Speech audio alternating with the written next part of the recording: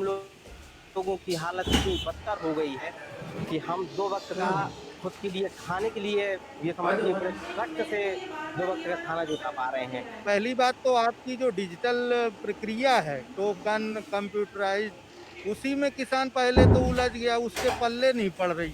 सरकार की तरफ से जो पैसा मिल रहा है उसको पैसे से कोई विशेष राहत नहीं मिल रही, लेकिन मरते हुए को तो तिनके का सहारा ही काफी है। सरकार ने अपने स्तर से ये कहा था 100 खात्मे पैसा आएगा, लेकिन मुश्किल से मुश्किल यदि गाँव में 100 लोग में रहे तो मुश्किल से 10 लोगों के खाते में पैसे पहुँच पाए हैं। लॉकडाउन के चलते हमारा रोजी रोटी भी काम जो दिहाड़ी था वो बंद हो गया। 5 केजी लेखा जेन चाउल मिलुछि से चाउल गोटे परिवार केते दिन तक खाई पारबे आज्ञा? क्या करें, बाल बच्चा अपना पेट कैसे पाले। आगे मजदूरी भी नहीं मिलती है, मजदूरी भी करा लेते थे, मजदूरी भी नहीं मिलती। कोई कमाई का जरिया नहीं है, बच्चे परेशान है घर में बैठे और पैसे के लिए बड़ी दिक्कत आ रही है। देखना कोई खाता में 2 बार सबने कहे आई गए आई ही ना, तो जो मिल जाए तो कुछ ना छोरो कुछ साग सब्जी कुछ तो चले, बाले बच्चे ना गरीब आदमी बस हमारा लगा था तुम घर से बाहर ना निकलो तो घर से बाहर ना निकली तो गरीब मने क्या करी। चटनी से खा लेते थे, कभी रोटी खा लेते, जब लॉकडाउन लगने में कुछ था ही नहीं, पैसे नहीं थे, सैलरी कुछ मिली नहीं थी तो कहाँ से क्या होता। और जब से काम रुक गया था तब से तो सब ऐसे ही थे। 4-5 दिन में तो खाना खाने को मिल गया तो मिल गया। हमको पुलिस वालों ने बहुत पीटा भी, रोंदा भी। शासन के तरफ ला हमला मिले नहीं कुछ मदद, ओतके दूर हमार रेंगा ताए हम 3-4 दिन में हमला बस मिली। 500 तुम क्या करो, वो भी आते भी नहीं है, बात तो 3-3 दिन वहाँ लाइन में लगे रहो, भगा देते हैं वहाँ से, कहते जाओ तुम्हारा अंगूठा नहीं लगता है, ये है वो है। जमीन को बेच करके हम अपने बाल बच्चा का किसी प्रकार से कर पाए। सैलरी नहीं मिलने लगी और जॉब चली गई, तो फिर वही 2-3 महीने बड़ी विषम परिस्थितियों में मैंने अपना टाइम निकाला जैसे तैसे करके। सबसे पहले तो सब्जियां बिकना बंद हुई, उनको पहले खत्म करा, फिर वापस गेहूं में दिक्कत आई, उनको मंडियां नहीं कर पाए हम। हार्वेस्टिंग करी तो हार्वेस्टर वालों को पैसे देने की भी दिक्कत हुई, मंडियां नहीं हुई। तो सरकार से मैं ये कहना चाहूँगा कि जितने भी बैंक में जिनका कर्ज है या जो लोन उठाए हैं उसको माफ़ किया जाए।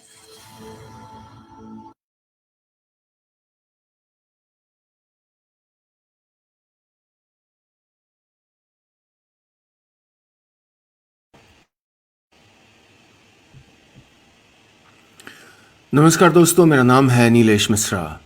गांव कनेक्शन के ख़ास शो गांव कैफ़े में आपका स्वागत है।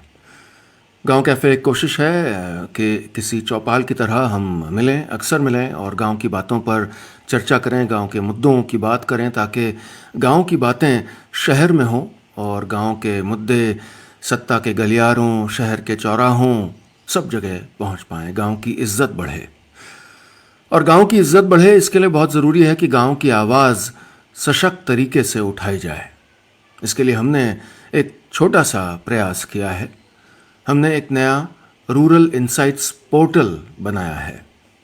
भारत का अपनी तरह का ये पहला मंच है जो लगातार नियमित रूप से गांव में अलग अलग राज्यों, अलग अलग ज़िलों में सर्वे करके लोगों तक जानकारी पहुंचाएगा और गांव के मुद्दे शहर तक लाएगा। और हर बार हम एक रिपोर्ट जारी करेंगे जिसका नाम होगा द रूरल रिपोर्ट। आज गांव में कितना कुछ घट चुका है पिछले कुछ महीनों में, मार्च अप्रैल से अब तक, इस पे हम एक रिपोर्ट जारी कर रहे हैं। The rural report, the impact of covid on rural India. क्योंकि ग्रामीण भारत की आवाज़ कोरोना काल में सुनी ही नहीं गई। गांव क्या महसूस कर रहा है, किन तकलीफ़ों से गुज़र रहा है, किस तरह की अदृश्य यातनाएं सह रहा है, यह हमें बताया नहीं गया, क्योंकि गांव मुख्यधारा में आता ही नहीं, गिना ही नहीं जाता। इसलिए चूँकि हम गांव कनेक्शन हैं, इसलिए हमने सोचा कि एक वृहद स्तर पर, राष्ट्रीय स्तर पर एक रिपोर्ट करें, ताकि आंकड़ों के ज़रिए लोगों की ज़िंदगियों की कहानियाँ, सच्ची कहानियाँ, कड़वी कहानियाँ, वो देश के सामने आए। आज मैं आमंत्रित कर रहा हूँ गांव कनेक्शन की हमारी टीम के कुछ साथियों को। कुछ साथियों ने रिपोर्ट को तैयार करने में हमारी मदद की, कुछ ने ऑन ग्राउंड सर्वे में हमारी मदद की और कुछ उस पर ख़बरें लिखकर उस पर पत्रकारिता के ज़रिए आप तक उस जानकारी को और बेहतर ढंग से पहुंचाएंगे। तो मैं स्वागत करना चाहता हूं सबसे पहले हमारे एसोसिएट एडिटर अरविंद शुक्ला का, जो हमारी हिंदी टीम को हेड करते हैं, निधि जमवाल जो हमारी हेड ऑफ इंग्लिश डेस्क हैं, मुंबई में हैं इस वक्त, अरविंद लखनऊ में हैं, दया सागर जो हमारे साथी रिपोर्टर हैं भदोही में हैं, नीतू सिंह महिला मामलों की जानकार हैं, अवार्ड विनिंग जर्नलिस्ट हैं, और फहाद मोहम्मद जो कि हमारी जो इनसाइट्स टीम है जिसने ऑन ग्राउंड सर्वे कराया है बहुत मेहनत से, उसके सदस्य हैं, और भी साथी बीच में इस बातचीत में जुड़ेंगे। और इसके साथ साथ हमको रिपोर्ट लॉन्च भी करनी है, आप तक जो जानकारी है वो पहुंचानी भी है। तो हम शुरू करते हैं अरविंद शुक्ला से। अगर अरविंद आप कुछ आंकड़े बता पाएँ जो आपको महत्वपूर्ण लगे। वैसे तो बहुत से आंकड़े हैं इस रिपोर्ट में, लेकिन अपने अपने नज़रिए से, अपने अपने जो क्षेत्र में रुचि है उसके हिसाब से आप बताएं, फिर मैं निधि के पास आऊँगा। अपना माइक आप अनम्यूट कर लें प्लीज़। नमस्कार सर। तो जो दर्शक हमारे साथ अभी भी जुड़े हैं हमारे सोशल मीडिया हैंडल्स पे, यूट्यूब, ट्विटर और फेसबुक के जरिए, तो उनको बता दिया जाए कि ये जो सर्वे है ये फेस टू फेस हुआ है। जैसा आपने सर्वे के शुरुआत में देखा था कि कुछ बाइट्स आपको दिखाई गई थी, ऐसे हमारे पास कई हजार बाइट्स हैं। और हमारे जो साथी थे वो 300 से अधिक हमारे साथी थे, वो लॉकडाउन में तमाम दिक्कतों को पार करके गांव के लोगों तक पहुंचे और उनसे उन्होंने बात किया, फोन पे रिकॉर्ड किया, ऑडियो रिकॉर्ड किया, वो हम तक भेजा, जिसको जो CSDS है थिंक टैंक दिल्ली में, उन्होंने उसका क्वेश्चन बनाने, पेपर बनाने में हमें मदद की थी। और उसके बाद जो उसके आंकड़े आए वो उन्होंने उसको हम तक पहुंचाया है, उसका निष्कर्ष निकाला है और हमें बताया है समरी के रूप में कि इसका मायने क्या है। जो चीजें सबसे अहम हमें उसमें नजर आई हैं वो मैं आपको कुछ पॉइंट बता देता हूं। और उसके बाद तो हमने सवाल 100 पूछे हैं, जाहिर सी बात बहुत सारी फाइंडिंग है जिनको हम अलग अलग करके जारी करते रहेंगे। तो सबसे बड़ा ये जो लॉकडाउन था उसने लोगों को घरों में बंद किया, दुकानें बंद हुई, मॉल्स बंद हुए, बाजार बंद हुए, उसका असर सीधा उनकी आमदनी पे पड़ा। लोगों की जो अर्निंग थी वो कम हुई, तो जेब उनकी हल्की हुई, किसी की नौकरी चली गई और किसी के साथ घर में खाने की दिक्कत हुई। इनको अगर हम आंकड़ों में समराइज करते हैं, आंकड़ों में समझते हैं, तो 89% लोग जो थे ग्रामीण भारत के, उन्होंने कहा कि उनको किसी रूप में कहीं न कहीं लॉकडाउन के दौरान आर्थिक दिक्कतों का सामना करना पड़ा। ये दिक्कतें थोड़ी कम या थोड़ी ज्यादा हो सकती हैं। एक बार इसका जो बाइफरकेशन है वो आपको हम आगे खबर में दिखाएंगे, लेकिन ये मोटा मोटी कि हर 10 में से 9 व्यक्तियों को आर्थिक दिक्कतों का सामना करना पड़ा, यानी लगभग 10 में से 9 लोग। 10 में से 9 लोग। इसी तरह 10 में से 8 लोग ऐसे थे जिनका कामकाज प्रभावित हुआ। वो किसान थे, वो जो शहरों से लौटती भीड़ थी, वो महिलाएं थी जो दूसरों घरों में काम करती थी, वो लेबर था जो किसी घर बनाता था, वो दुकानदार जो किसी बाजार की किसी पैठ में कोई कपड़े बेचता था, कोई सब्जी बेचता था, और वो किसान जो सब्जी या फल का काम करता था। ऐसे 78% लोग जिनका कामकाज बंद हुआ। कामकाज बंद हुआ तो फिर लोगों की आमदनी पर असर पड़ा। अगर एक मोटा मोटी मैं आंकड़ा आपको बताऊं तो 71% लोगों ने कहा कि लॉकडाउन में उनकी जो आमदनी थी वो कम हो गई। सकल उनकी घरेलू आय जो थी वो जो एक पूरे महीने में कमाते थे उसमें भारी कटौती हो गई। और इस तरह जब आमदनी कम हुई तो 23% लोगों को कर्ज या उधार लेना पड़ा। ये जो फाइंडिंग है वो बताती है कि कितनी मुश्किलों का सामना करना पड़ा है रूरल इंडिया को, और उन्होंने कैसे अपना घर चलाया। और ऐसा भी नहीं है कि जो गवर्नमेंट ने किया वो कुछ उनकी योजनाएं लोगों तक पहुंची नहीं, चाहे वो DBT के 2000 रुपए हो, चाहे वो जनधन के पैसे हो, फिर चाहे वो उज्ज्वला हो, वो स्कीमें लोगों तक पहुंची। जो राशन सरकार ने गरीब कल्याण योजना लॉन्च की उसका राशन नहीं पहुंचा। जिन लोगों के पास राशन कार्ड थे उनमें से 71% लोगों ने कहा कि उनको सरकार द्वारा दिया गया जो राशन था वो मिला, उन तक पहुंचा। तो ये वो की फाइंडिंग है जो इसके नैरेटिव को बताती है कि रूरल इंडिया उनका मूड क्या है और उसने कैसे किया। हमारे दूसरे जो साथी हैं उन तक अगर साथ जाएंगे तो वो फिर अलग अलग आपको बताएंगे कि कैसे कौन कैसे आया और कैसे उसकी दिक्कतें रही।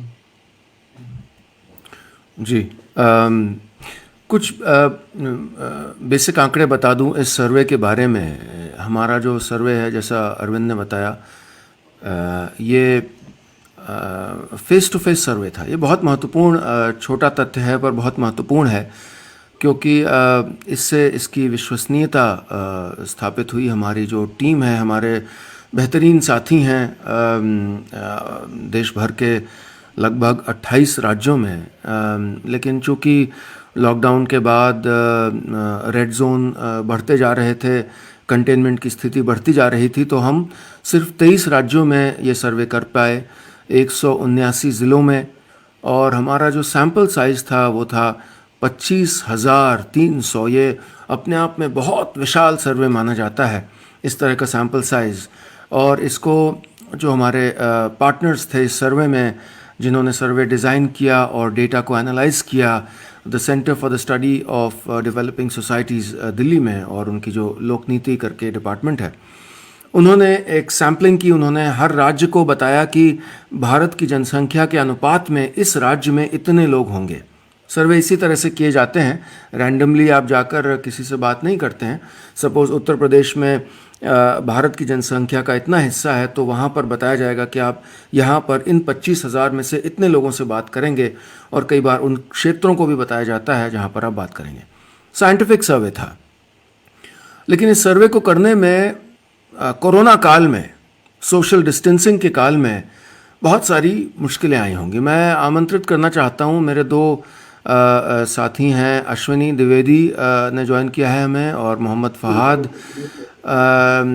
जो हमारी रूरल इंसाइट्स टीम से हैं। मेरी कॉलीग सौम्या टंडन की टीम में हैं ये, और उन्होंने बेहतरीन काम किया। जो ज़मीनी काम होता है, हमारा पूरा नेटवर्क स्थापित करना, और ऐसे मुश्किल वक्त में उस नेटवर्क को एक्टिवेट करना और उनको प्रेरित करना कि वो सर्वे कर सकें जगह जगह जाके। तो इसमें क्या मुश्किलें आईं और क्या परिस्थितियां थीं, मुझे अगर संक्षिप्त में आप बताएं अश्विनी। सर, जो शुरुआत जो हम लोगों ने की, तो लॉकडाउन चल ही रहा था और धीरे धीरे अनलॉक शुरू भी हो गया था। इस बीच में मुश्किलें तो बहुत सारी थी, लेकिन जब स्टार्ट किया हम लोगों ने, तो वो मुश्किलें जो दिख नहीं रही थी वो एकदम से सामने आना शुरू हो गई। ये जो 23 राज्यों का हम लोगों ने सर्वे किया, इसमें बराबर हमें स्टेट चेंज करने पड़े हैं, बराबर हमें डिस्ट्रिक्ट चेंज करनी पड़ी है। ये हो रहा था कि जहाँ जहाँ हम सेटअप बना रहे थे, तो इसमें ग्रीन और ऑरेंज और डिस्ट्रिक्ट के लोग घोषित कर रहे थे। लॉकडाउन में डेली रूल्स चेंज हो रहे थे। किसी शहर में जिस एरिया में हमारे सर्वेयर्स मूव कर रहे थे, हॉटस्पॉट हो रहे थे। तो ये बड़ा बदलाव भरा ये सफर 23 राज्यों के जो सर्वे का है, ये रहा है। इस दौरान बहुत से साथी हमें बराबर बदलने पड़े। बहुत से साथी जो स्टार्टिंग से कंटिन्यू थे, वो बीच में उन्हें रुकना पड़ा परिस्थितियों की वजह से। और दूसरा, बहुत से लोगों से अलग अलग लैंग्वेज के लोग हैं, अलग अलग जगह के लोगों की अलग अलग समस्याएं हैं। तो बहुत विभिन्न भाषाई विविधता का तो हमने सामना किया, और वो तो शुरू में ही हमें पता था कि अलग अलग राज्यों में कर रहे हैं, अलग अलग भाषाई विविधता के साथ हम लोग बोलेंगे, नहीं चीज़ें सामने आएंगी। लेकिन ये जो लॉकडाउन का समय था, इसमें जो बराबर हमें लोग चेंज करने पड़ रहे थे, बराबर जिले चेंज करने पड़ रहे थे, तो इन सबके बीच में भी हमारे सर्वेयर्स ने जो लॉकडाउन के जो प्रोटोकॉल्स थे, जो नियम थे, उनका पालन करते हुए वो लोगों तक पहुंचे। इसमें कुछ बेसिक तकनीकी समस्याएं भी उनका सामना हमें करना पड़ा, जैसे नॉर्थ ईस्ट में सिक्किम है, मणिपुर है, अरुणाचल है, असम है। तो पहाड़ों पे क्या हो रहा था कि हमारे सर्वेयर्स ऑफलाइन सर्वे करके, कुछ सर्वेयर्स हमारे ऐसे हैं जो अपना डाटा इसलिए नहीं भेज पाए क्योंकि वहाँ पे ऊपर पहाड़ों पे इंटरनेट नहीं है। तो बहुत से जगहों पे हमें लोग इसलिए बराबर चेंज करने पड़े कि सिक्किम के कुछ हिस्सों में बहुत कम लाइट आती है, जरा सी बारिश हो जाती है तो लाइट डिस्टर्ब हो जाती है। तो सर्वेयर से भी हम कनेक्ट नहीं हो पा रहे थे। दूसरा, एक ये चिंता भी थी कि हमें निश्चित समय के अंदर इसे पूरा करना है। तो ये सफर बहुत प्रेशर भरा था, लेकिन अब जो इसकी फाइंडिंग्स आ रही हैं, हम लोग जो आपके नेतृत्व कर पा रहे हैं, ये देख के ये बहुत संतोषजनक है कि बहुत सी मुसीबतों और दिक्कतों के बीच में जो कि आई और उनका सामना बराबर किया गया। काफी कुछ से अनुभव मिला, काफी कुछ हमारी टीम के साथियों ने इससे सीखा भी, और इस तरह बहुत अच्छा इस मुकाम तक ला पाए। जी, बहुत बड़ा ये बहुत बड़ा अनुष्ठान था। जैसा आप बता रहे हैं कि जब सर्वे शुरू हुआ, क्योंकि जून और आधी जुलाई में हमने ये सर्वे किया, और जैसे जैसे सर्वे बढ़ रहा था, अलग अलग राज्यों में हो रहा था, तो कहीं पर जैसा अश्विनी ने बताया कि कहीं पर जो पहले ऑरेंज ग्रीन थे वो ऑरेंज, और ऑरेंज से ग्रीन जोन रेड जोन हुए जा रहे थे, कंटेनमेंट के एरिया बदल रहे थे। अगर हमारा सर्वेयर एक ज़िले में था, हो सकता है वो दूसरे ज़िले में या दूसरे मोहल्ले में न जा पाए, ऐसी परिस्थितियां हो रही थी। तो मुश्किल परिस्थितियों में किया गया सर्वे, लेकिन फिर भी हमने फेस टू फेस सर्वे किया ये, और फ़ोन पर किया गया या अनसाइंटिफिक सर्वे ना होकर साइंटिफिक सर्वे था। मैं अपने साथी मोहम्मद फ़हाद से पूछना चाहूँगा कि फ़हाद, आपके अनुभव में आपका कैसा अनुभव था ये करने में, और क्या कोई चैलेंजेस आए या कोई कुछ नया आपने देखा या कुछ टिप्पणी करना चाहेंगे?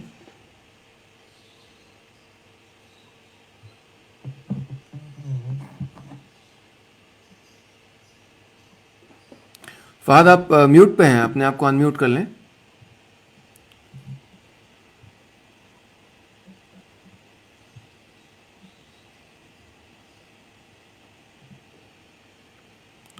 फ़हाद से अभी हमारी बातचीत नहीं हो पा रही है। मैं जाना चाहूँगा मेरी कॉलीग निधि जमवाल के पास मुंबई में। निधि, आप क्या कुछ आंकड़े हमें बताना चाहेंगी महिलाओं या बच्चों से जुड़े, आप को जो उपयुक्त लगे? अनम्यूट कर लीजिएगा अपने आप को।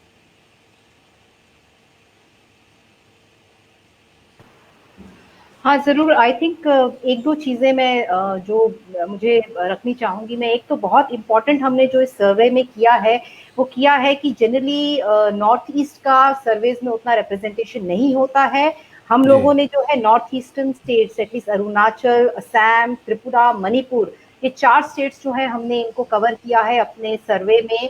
और जैसा कि अभी हमें बता रहे थे अश्विनी की, कितनी मुश्किलों के बावजूद उन्होंने ये जो है वहाँ से ये लोग सर्वे का डेटा कलेक्ट कर पाए और उसको हम अपने सर्वे में शामिल कर पाए हैं। और जो ज़्यादातर क्या होता है, जब भी कोई एक क्राइसिस आता है उसमें महिलाएं और बच्चों की आवाज़ जो है वो दबके रह जाती है। तो हमने, हमारी ये एक कोशिश थी कि हम इस सर्वे के थ्रू जो रूरल विमेन हैं और जो बच्चे हैं उनकी आवाज़ जो है हम ला सकें देश के सामने कि उन पे क्या बीती है लॉकडाउन के दौरान। तो हमने महिलाओं से, प्रेग्नेंट महिलाओं का भी सर्वे, मतलब जिन हाउस होल्ड्स का सर्वे किया उनमें हमने सवाल पूछा कि आपके यहाँ पे कुछ प्रेग्नेंट महिलाएं हैं, तो फिर प्रेग्नेंट महिलाओं का क्या जांच हुई लॉकडाउन के दौरान, या उनको जो ICDS के अंतर्गत खाना मिलता है सरकार की तरफ से वो मिल पाया या नहीं। सिमिलरली जो बच्चे हैं उनके पीछे हमने सवाल किया कि इम्यूनाइजेशन जो है बहुत ज़रूरी है हमारे बच्चों के लिए। तो लॉकडाउन के दौरान इम्यूनाइजेशन सर्विसेज अफेक्ट हुई थी, तो उनका कितने बच्चे तो ऐसे हैं जिनका इम्यूनाइजेशन नहीं हो पाया। सिमिलरली हमारे बच्चों को जो है, क्योंकि मैल न्यूट्रिशन एक बहुत बड़ी समस्या है हमारे देश में, तो हमारा ये भी सवाल हमने पूछे कि आपके यहाँ जो बच्चों को आंगनवाड़ी से मिलती है खाने की जो सुविधा या जो मिड डे मील सरकार की तरफ से दी जाती है वो मिल पाई या नहीं मिल पाई, उसके कुछ आंकड़े जो हैं मैं बच्चों के बारे में आपको बताती हूँ। फिर हमारी जो साथी नीतू है वो आपको महिलाओं, प्रेग्नेंट महिलाओं के बारे में बताते हैं। तो हमें जो पता चला है वैक्सीनेशन को लेकर, जो बच्चों का इम्यूनाइजेशन होता है उसमें जो है जिन घरों में ऐसे बच्चे हैं जिनका वैक्सीनेशन होना चाहिए था, 55% ने हमको बोला कि उनके यहाँ पे ये हुआ है इम्यूनाइजेशन, और 45% ने हमको ये बोला कि नहीं हुआ है। तो करीब आधे से थोड़ा सा ज्यादा हाउस होल्ड्स में हुआ है और नहीं हुआ है बाकी में। टॉप 3 स्टेट्स जहाँ पे ये हुआ है इम्यूनाइजेशन बच्चों का, पंजाब में 96% हुआ है, ऐसा हमें बोला है हमारे रिस्पोंडेंट्स ने। उत्तराखंड में 83% और राजस्थान 80%, ये 3 जो टॉप हैं। और जो लोएस्ट हैं, जहाँ पे लोएस्ट रिपोर्ट किया गया है इम्यूनाइजेशन बच्चों का, उसमें जो है गुजरात जो है वो 13% पे है बच्चों का इम्यूनाइजेशन, मध्य प्रदेश 39% है और उड़ीसा जो है वो 44% है। इसी तरह से हमने जो ड्राई राशन की बात करी थी बच्चों के लिए या मिड डे मील की, उसमें भी ऑलमोस्ट सेम है। 54% हाउस होल्ड्स जहाँ पे बच्चे रजिस्टर्ड है मिड डे मील के लिए या आंगनबाड़ी में, 54% हाउस होल्ड्स ने हमें बोला कि उनके यहाँ बच्चों को ये मिला है मिड डे मील या आंगनबाड़ी से खाना, और 46 ने ये हमें बोला कि नहीं मिला है या उनको इसकी जानकारी नहीं है कि मिला है, इन्हें नहीं मिला है।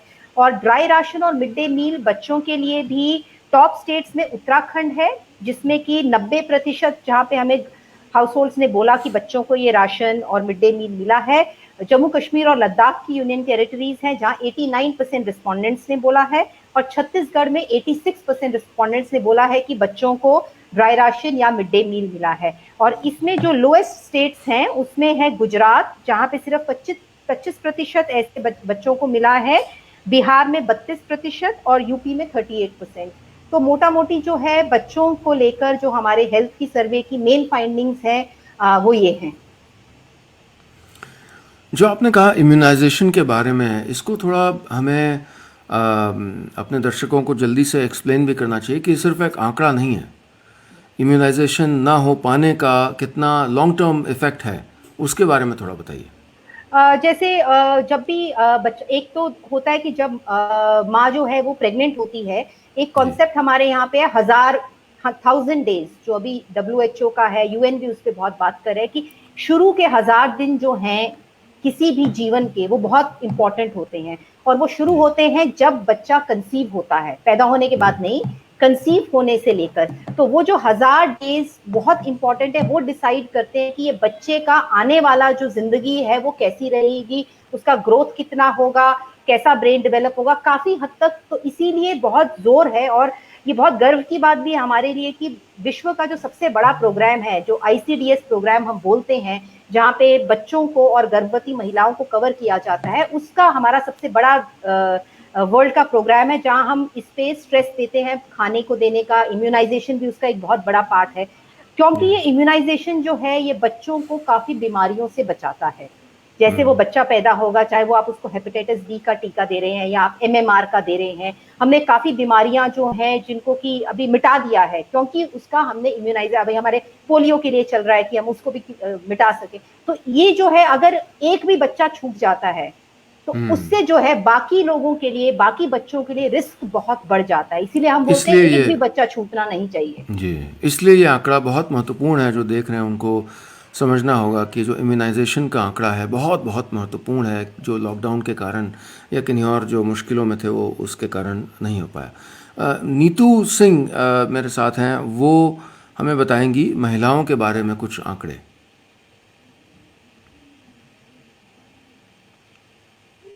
जी, तो ये हमारा, हम अपने दर्शकों को बताना चाहेंगे कि ये गांव कनेक्शन का नेशनल सर्वे है, और हमने खासकर उन ग्रामीण क्षेत्रों में किया है जहां पे अक्सर सुविधाएं जो पहुंच नहीं पाती हैं। तो 10 में से 4 गर्भवती महिलाओं ने हमें बताया कि उनकी प्रसव पूर्व जांच और टीकाकरण जो होना चाहिए था वो नहीं हो पाया। यानी जो हमारे नेशनल आंकड़े हैं वो ये कहते हैं कि 42% ऐसी गर्भवती महिलाएं जिनकी लॉकडाउन के दौरान प्रसव पूर्व जांच और टीकाकरण नहीं हुआ, जो एक गंभीर समस्या है। कोरोना काल में सरकार ने कई तरह के एहतियात बरते, कई तरह के इंतजाम किए, पर एक बड़ी आबादी जो महिलाओं की है देश में, उस पे सरकार का ध्यान नहीं रहा। जिसके जो हमारे आंकड़े कहते हैं उसमें हमें यही पता चलता है कि 42% भी एक बड़ी आबादी है जिनका इस दौरान टीकाकरण नहीं हो पाया। अगर हम राज्यों की बात करें तो राजस्थान सबसे आगे राज्य रहा जहाँ पे सबसे ज्यादा टीकाकरण हुआ, यानी 87% राजस्थान में टीकाकरण हुआ लॉकडाउन के दौरान। उत्तराखंड में 84 हुआ, बिहार में 66 हुआ, और मध्य प्रदेश में 64 हुआ, यूपी में 57 हुआ। अगर हम जिन राज्यों में सबसे कम टीकाकरण हुआ उसमें वेस्ट बंगाल और उड़ीसा आता है। वेस्ट बंगाल में 29% टीकाकरण हुआ, जबकि उड़ीसा में 33% हुआ। तो जो एक ये वो आबादी थी जो हमारे, अगर हम 58 बात करेंगे, 58% महिलाओं ने हमें ये बताया कि उनका टीकाकरण और प्रसव पूर्व जांच हुई। तो हमारा ये सर्वे जून में शुरू हुआ था, तब तक ज्यादातर जो राज्य है वहाँ पे टीकाकरण की सुविधाएं शुरू हो गई थी, तो ये आंकड़ा इसलिए बढ़ा हुआ लग सकता है। पर ये भी इस सच को भी नकारा नहीं जा सकता है कि एक बड़ी संख्या थी गर्भवती महिलाओं की जहाँ तक टीकाकरण नहीं हो पाया। जी बहुत शुक्रिया। मेरे साथी हैं दया सागर मेरे साथ। हाँ बताइए, सॉरी नीतू आगे बताइए। जी सर, एक हमारा सवाल ये भी था इस सर्वे में कि क्या जो गर्भवती महिलाएं हैं, क्या उन्हें राशन के अलावा और भी पोषाहार मिलता है, एक्स्ट्रा राशन मिलता है, वो मिला या नहीं मिला? तो हमारे सर्वे के आंकड़ों के अनुसार 45% गर्भवती महिलाओं को राशन नहीं मिल पाया, जो एक्स्ट्रा राशन मिलना चाहिए था, जबकि 55% महिलाओं को वो राशन मिला जो उन्हें मिलना चाहिए था। जो एक्स्ट्रा राशन, हम पोषाहार की बात कर रहे हैं, इसमें राजस्थान हमारा सबसे आगे स्टेट रहा है, जहाँ पे 93% गर्भवती महिलाओं को पोषाहार मिला। उत्तराखंड में 87% महिलाओं को पोषाहार मिला, मध्य प्रदेश में 62%, झारखंड में 62%, केरला में 61%। अगर हम उन राज्यों की बात करें, ये वेस्ट बंगाल इसमें भी पीछे है। वेस्ट बंगाल और बिहार, जहाँ पे इन महिलाओं को पोषाहार नहीं मिला है, वेस्ट बंगाल में ये आंकड़ा 33% है, बिहार में ये आंकड़ा 34% है, जहाँ पे इन महिलाओं को पोषाहार नहीं मिला जो इनको मिलना चाहिए था, गर्भवती महिलाओं को।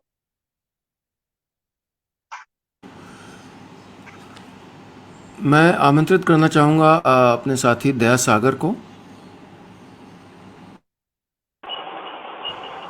दया, जो प्रवासी वापस आ रहे थे बड़े शहरों से, जो कि कुछ वक्त तक देश की एक बड़ी खबर थी, हालांकि उसके बाद वो फिर सुर्खियों से लुप्त हो गए, उसके बाद क्या हुआ और उनका अनुभव कैसा था, ये हमें नहीं बताया गया है।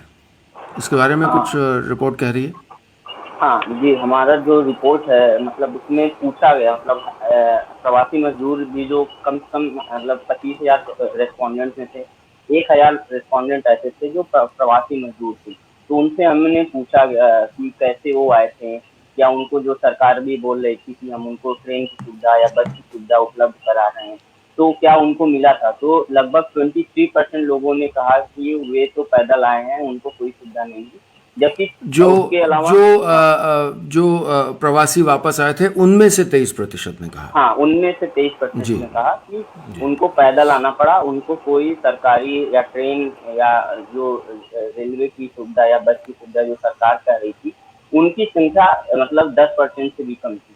अधिकतर लोग या तो फिर पैदल आए या कहीं ट्रक मिल गया, जैसे हम लोग रिपोर्ट भी कर रहे थे, तो या कोई ट्रक मिल गया, तो उन्होंने खुद प्राइवेट बसें हायर की, वो अपने पैसे लगाए और फिर वापस आए। तो सबसे पहला एक तो ये मतलब प्रवासी मजदूरों के जो आने का था कि उनको क्या क्या दिक्कतें हुई। इसके अलावा फिर उनसे जब सवाल पूछे गए कि उनको क्या क्वारंटीन किया गया, उनको घर आने पे क्या क्या दिक्कतें हुई, तो कई लोगों ने मतलब बताया कि ऐसे लोग लगभग 45% लोग थे जिनको बताया गया, जिन्होंने बताया कि घर आने के बाद भले हमको सरकार के द्वारा क्वारंटीन किया गया, लेकिन जो आप पड़ोस के लोग हैं, आसपास के लोग हैं, उनसे उन्होंने भेदभाव किया। मतलब जो प्रवासी आए तो उनको दिक्कत हुई रास्ते में, लेकिन घर आने के बाद भी क्योंकि कोरोना का प्रकोप चल रहा था, लोग उनको सख्त निगाह से देख रहे थे। उनको लग रहा था कि मतलब कोरोना ये लोग कोरोना के वाहक बन के आए हैं। तो यह सब दिक्कतें थी। और उसके बाद सबसे बड़ा जो हमारा रिजल्ट आया कि लगभग 93% लोगों ने कहा कि बेरोजगारी सबसे बड़ी समस्या है हमारे गांव की, हमारे जहाँ पे हम रहते हैं, इसीलिए हमें पलायन करना पड़ता है, दूसरे शहरों की तरफ जाने पड़ता है। तो 93% लोगों ने कहा कि हमारे गांव की सबसे बड़ी समस्या बेरोजगारी है।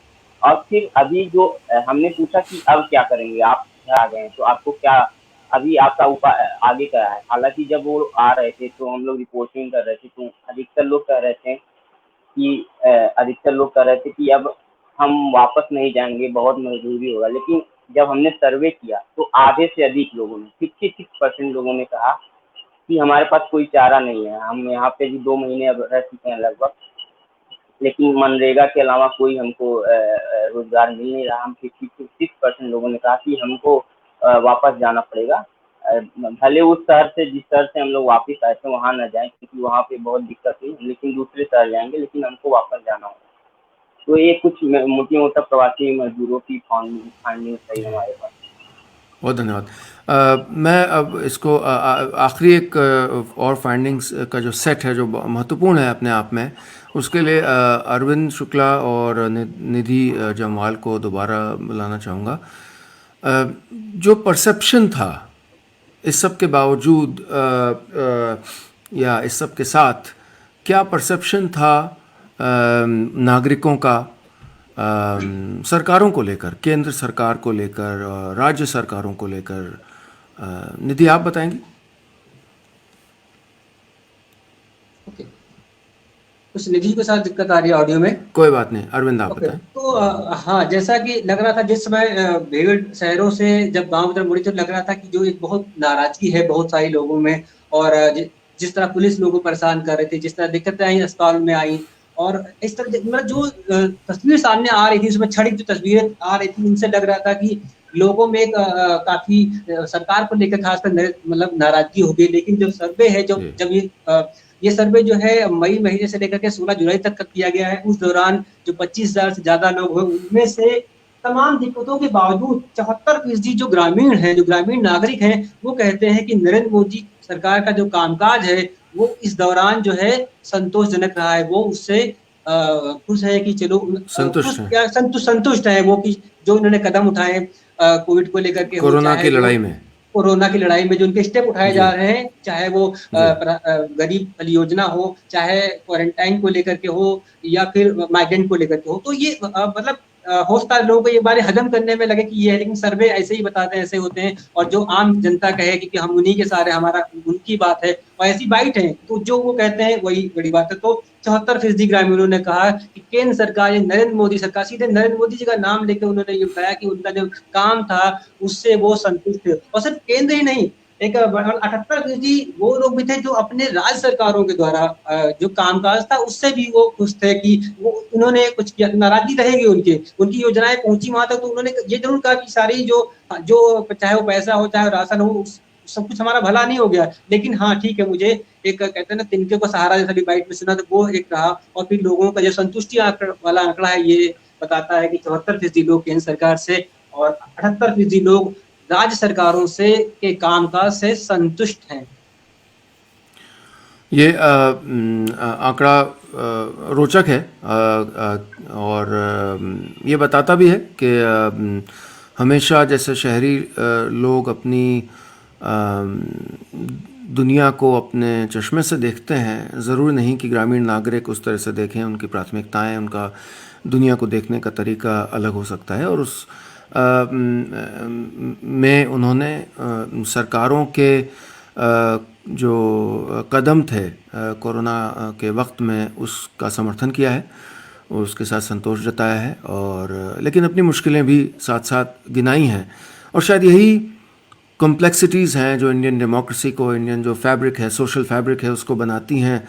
शायद किसी सोशोलॉजिस्ट के लिए, समाजशास्त्री के लिए शोध का ये विषय होगा कि ऐसा क्यों होता है, और इस पर हम चाहेंगे समाजशास्त्रियों से बात करना, कि एक तरफ वो अपनी व्यथा बता रहे हैं लेकिन दूसरी तरफ सरकारों से नाराज़ नहीं है। तो ये था ख़ास सेशन, ख़ास एपिसोड हमारे नए शो गांव कैफ़े का। आप सब जुड़े रहिएगा हमारे वेबसाइट्स पर www.gaonconnection। जी, हमारी रिपोर्ट जारी हो चुकी है, उसके आंकड़े और उसकी फाइंडिंग्स आप लगातार पाएंगे हमारे वेबसाइट पर www.gaonconnection.com पर, जिसका लिंक आप स्क्रीन पर देख रहे हैं। इसके अलावा कुछ ही देर में पूरी रिपोर्ट अवेलेबल होगी।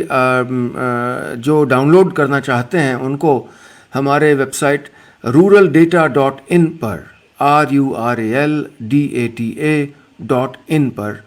और उम्मीद है कि गांव से जुड़ी ये बातें, गांव से जुड़ी ये चर्चा होती रहेगी, और इस कोशिश, ये जो हमारी छोटी सी कोशिश है, ये इस बातचीत को आगे बढ़ाएगी।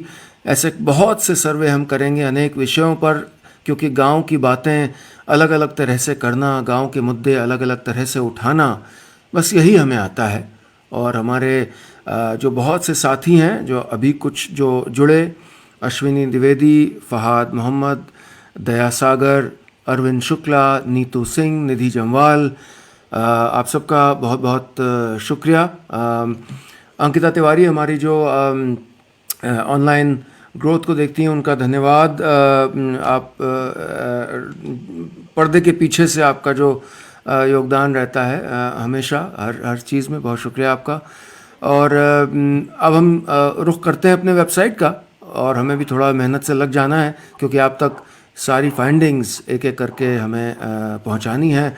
आज देर रात तक हम इसी काम में लगे रहेंगे और उम्मीद है कि आप भी नज़र बनाए नज़र रखेंगे हमारे सोशल मीडिया प्लेटफॉर्म गांव कनेक्शन GAONCONNECTION पर।